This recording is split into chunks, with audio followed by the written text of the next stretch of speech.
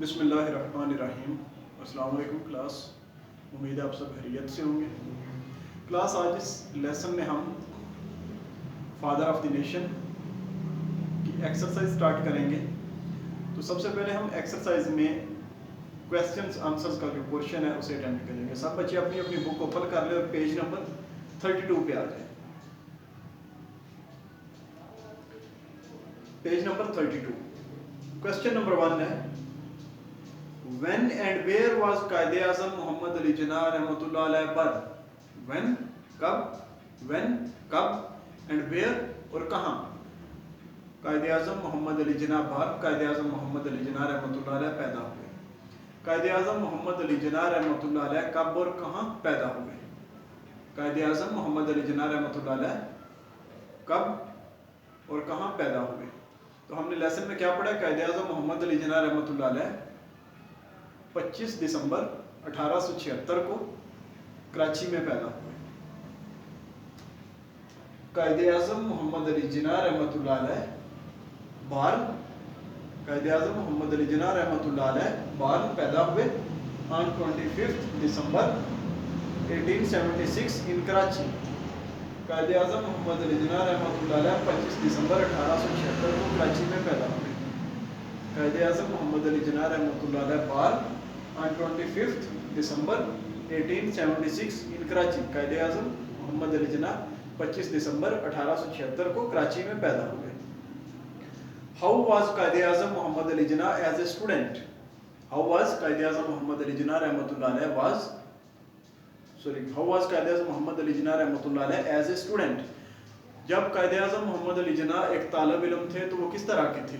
वो एक कैसे तालिब इल्म थे? हाउ वाज ही, वो कैसे तालिब इल्म थे? As a how was he as a student, वो एक तालिब इल्म के वक्त कैसे थे? तो हमने लेसन में उनकी कुछ खूबियाँ और कुछ आदतें पढ़ी हैं। वो खूबियाँ ये थी कि वो एक काबिल और मेहनती स्टूडेंट थे और उनकी आदत क्या थी कि वो लेट नाइट तक पढ़ते थे। वो रात गए तक देर तक रात को पढ़ते थे। उसका आंसर है He was an efficient and hard working student. He was an efficient and hard working student. वो एक काबिल और मेहनती तालिब इल्म थे। He was an efficient and hard working student. वो एक मेहनती और वो एक काबिल और मेहनती तालिब इल्म थे। He was habitual to study till late night. He was habitual, वो आदी थे to study till late night, वो रात को देर तक पढ़ने के आदी थे। He was habitual to study till late night, वो रात को देर तक पढ़ने के आदी थे। He was an efficient and hard working student. He was an efficient and hard working student. He was habitual to study till late night. वो efficient and hard working काबिल और मेहनती तालिब इल्म थे और वो रात को देर तक पढ़ने के आदी थी। Which profession did he choose after completing his education? Which profession, कौन सा शोबा, कौन सा पेशा? profession पेशा।